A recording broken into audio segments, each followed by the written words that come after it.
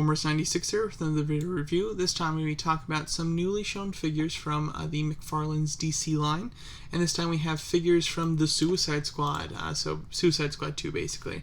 So this is very exciting. Obviously the first Suicide Squad movie did have a figure line, but it was from Mattel, and it was a particularly bad line. I purchased two of the figures, and I ended up returning them because I just disliked them so much, which never happens, you know. I typically never do that, you know, even if I get them and they're disappointing, I still keep them, but with that line, I just really didn't want them, so I returned them. There's some great Suicide Squad merchandise, but none of it is from their kind of just regular in-store line. So now that McFarlane has taken over the DC franchise and the figures for them, they have a new line for Suicide Squad 2, The Suicide Squad by James Gunn, and we have a proper line here with actually great-looking figures and a killer Build-A-Figure. So let's get started. So overall, this is great. You've got 4 figures and a Build-A-Figure, which that's just, you know, that ratio right there I really love too. With Marvel Legends, you're looking at 6 to 7, and in rare cases 8 figures that you'll need to buy to complete their Build-A-Figure. With McFarlane, they do Build-A-Figures that are just as big as Marvel, but you only need on average 4 figures to complete it, which is great. I think that that's a much better ratio.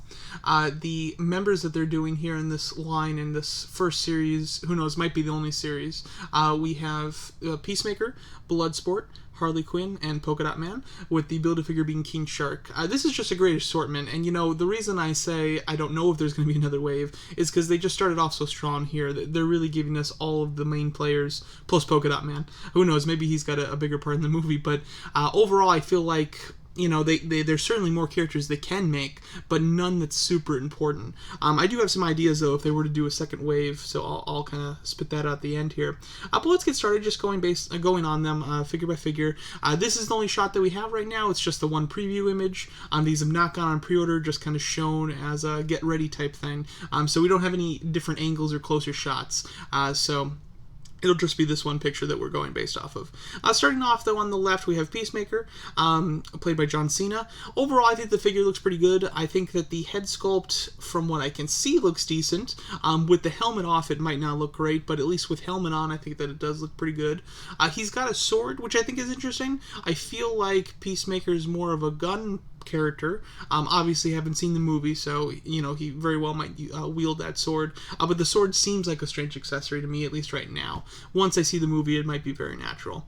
The figure himself, I think, looks pretty good. Obviously, with the elbows bent, he has a very strange, I guess the way that they posed him here, I'm not a big fan of what they did with the arm. They just did the joint, the bottom of the double joint on the elbow, so his entire like elbow cap piece is still stuck to the top. They should have really did a bend equally between the two joints. That way the elbow piece actually stayed in between them and looked a lot more natural. It looks bad here, but you know, with the proper posing, it'll look fine. You can actually fill that in with the joint. The head articulation looks pretty solid. I mean, he can look to the side a very far amount. Torso articulation looks like he has a ball joint, which is good.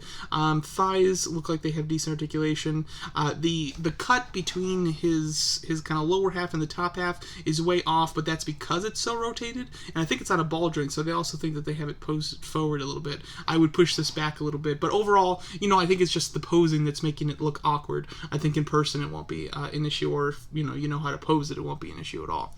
Overall, the legs look good. The one thing that concerns me is the fact that his foot isn't flat on the ground here. Now, with the other DC McFarlane figures, they do have ankle rockers, so I assume this one has an ankle rocker, just the person posing it didn't utilize it because they don't know what they're doing. But if it doesn't have an ankle rocker, that would be hugely disappointing.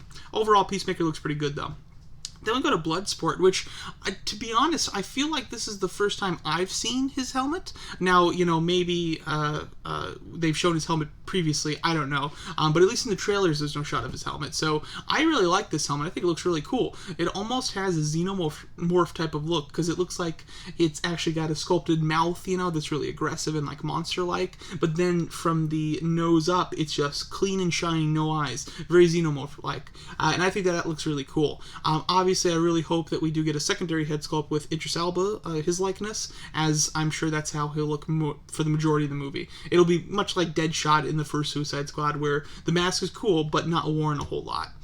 The overall figure, though, looks nice. I like the detailing in his costume a lot. I like the colors, too. He's got this, like, bronzy reddish type color, which is very neat, and then it's mixed in with a very dark blue and some gray details. Overall, very cool. His sword looks strange. Like, it doesn't look like it comes to a point. It looks like it's all just one size, which is a little odd. It might just be the angling here. Again, I hope he comes with some gun accessories, though, because he certainly uses them in the trailer. Then we move over to Margot Robbie's Harley Quinn, which we've had great Harley Quinn figures in the past, but never one that's at like a normal go into the store price point. Of course there's the Mattel one, but it's just god awful. So this is our first like decent Harley Quinn figure that's just a normal store price. So for anybody who's lacking a Harley Quinn from the movieverse, because of that, this is your chance, which is very nice. Overall, they did her dress look, which I like. I like the dress look a lot, but I'm surprised. If this is the only wave for Suicide Squad, I'm surprised that they would go with the dress over the more, I'd say, costume, The dress is almost like a real world, what she was wearing that, she fought in, rather than an actual, like, superhero costume type thing. But maybe that means that there will be a second wave. Overall, though, I think that it looks quite nice. Face sculpt looks decent. I like that she's smirking, but I think that they went a little bit too in between. I think that we either need a bigger smile with, like, mouth open, or we need to go with something serious and just the tiniest bit of smirk on the one side, I think doing this in between where she's got, like, a big smile, but she doesn't have her mouth open, so it looks like she's holding back, and then it also, with her more stern eyes, it doesn't fit completely, in my opinion. The overall dress, though, I think looks like it's styled and sculpted really nicely, especially the bottom portion. I assume she has a ball joint at the waist, which would be quite nice. Overall, she does look very good, though. As you can see, you've got just bare legs, but with the boots at the bottom, which look cool. You can see some tattoos there on her thighs, on her left chest, and then the top of her right, or the bottom of her right elbow. And then she does come with that weapon that we've seen her use while in this costume, or at least we've seen the on-set photos of her holding. So she looks quite nice. Then we have Polka-Dot Man. I'm excited for Polka-Dot Man. I've always been interested in his color scheme, or not his color scheme, but in his gimmick, the fact that he can throw the dots. I think that's just really neat and is something that's going to be visually really cool, I think. Overall, he looks really solid. I think the face sculpt looks good. Again, a lot covering it, so, there's not a ton that they have to do, but I think that it's a solid sculpt. The overall body and design of the character, though, I think looks nice. Definitely you can see a ball-jointed waist there. I like the polka dots all over him, and then I love the fact that he comes with some sort of like polka dot accessory, and it looks like the polka dots are just like flying from his suit and projecting out, which I think is very cool. That's an awesome accessory right there. And then lastly, we have the Build-A-Figure King Shark. I love King Shark, always have, so to see him in live action cinematically for the first time is really exciting. Overall, he looks awesome. As far as the figure, obviously there's some characters in front of him, so, we're lacking on certain details. But you get a really good look at, what he is and what he's going to be all about. Obviously, starting off with the face sculpt, I think it looks great. I like the shark look. I prefer King Shark as the hammerhead look, and evidently so did James Gunn. He stated a while back here that was their original intention, to do the hammerhead look, but they did some screen tests, and you really couldn't tell where he was looking, and also, it made him very wide just for camera angles in general, so they overall just went with the more traditional shark head, but I love the hammerhead look. This is still nice. I'm liking it. Overall, looks very cool. Love the little beady small eyes. Mouth, as you can see, does have articulation. It's a really interesting form of articulation, though. It's almost like something that's kind of inset, that when you have his mouth open wide like this, it looks pretty good and you can see the mouth open, or you can have it closed, and I think that would look really nice. From just what I'm seeing here, I feel like, though, if you have it in between where his mouth is open but just a little bit, I think it might look a little awkward. We'll see, though, in person. He's got very beefy arms, and he's showing us his hand, as he does in the trailer here, which I think is a fun touch. But as you can see, that is an intense wrist joint. My God, like, how deep do they need that joint? If that can be utilized to, like, the extent of it, of how long it is, you're going to be able to, like, break his elbow pretty hardcore.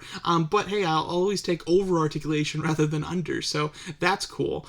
His torso, I think, looks very nice. Obviously, ball jointed upper torso for sure, and he's quite just bulky in general. The only portion of him that I have concern is the thighs. As you can see, no articulation joints. There's no cuts in his trousers at all, which is disappointing because I feel like they're going to do what they did with the Bane Build-A-Figure just recently. I purchased that Build-A-Figure, and with Bane, he has just kind of like rubber pants, which, has a joint underneath, so you can, if you want to, force it, but it's really hard to get any articulation out of it. So I'm worried that they're doing the same thing here, and with King Shark, his pants are longer, so it means that there will be virtually no thigh articulation, which is disappointing. I'm sure he's got knee articulation, but it's not showing. Another thing that leads me to think that it'll be a rubber pants there. He has ankle articulation, which looks like it's a ball hinge, a little hard to see, but what we can see is that he definitely has a toe hinge, which is nice. Overall, he looks awesome. This is just a great set. This is one of those sets where even if there wasn't a Build-A-Figure, I'd get them all, but then to have the Build-A-Figure be the one that I'm most excited about is just a mega bonus, so I'm all for it. Overall, it looks like a great series. Very excited that, McFarlane's making the DC figures, and I've been wanting to see their Suicide Squad line, as they've just kind of released their Justice League figures, which look great. I think that this looks better than the Justice League figures, though, and maybe it's because they have less human head sculpts, or at least the human head sculpts that they have are mainly covered other than Harley. But overall, I think that these look like really solid figures with a killer Build-A-Figure. And then, as promised, just my little theory, or a little what they could do if they wanted to do a Wave 2. I certainly hope they do. The more the merrier. I feel like that they have all the core members here. There is going to be a lot of other characters, and I think, just from what I've seen and from James Gunn hyping the fact that so many people die, is that, we start off the movie with a different squad, and then an entire squad dies. But of the squad that I think is going to stick around, or at least a majority of them, we have mainly, all of them here. The second wave, though, which I could see, would be Harley in her more costume look, the one that we've seen, of course, from the trailers and posters. I think that would be really nice and pretty needed. I like the dress look a lot, but I think the costume one would be really great. Then there's a Ratcatcher. She's one of the main members of what I think is the core Suicide Squad team. There's also the Thinker, which I believe is the villain of the film, or at least an antagonist of some kind that they, pull along for help. And then Rick Flag, not a figure that I think will be particularly interesting, but he's a part of the kind of the core members. And then also as the Build-A-Figure being Starro, that would be really cool. Starro is a bit hard to do as a Build-A-Figure because he doesn't. He really should be all rubber, so I'm sure they could do some joints, but it would be difficult. Not to mention, if they were to do it in scale, he'd be massive, so they couldn't do it in scale, of course. But Starro would be just like a cool Build-A-Figure that would be neat. And then I would love a Weasel figure. I don't think Weasel's going to last too long in the movie, but he just looks so interesting, so I would not mind a Weasel figure. But if I was just to, kind of guess how they could do a second wave, it would be Harley in the other costume, Ratcatcher, the Thinker, Rick Flag, and then maybe Starro as the Build-A-Figure. But there you go, that's my thoughts on these the Suicide Squad figures shown from McFarlane for their DC line. Let me know what you guys think of the line, and thanks so much for watching.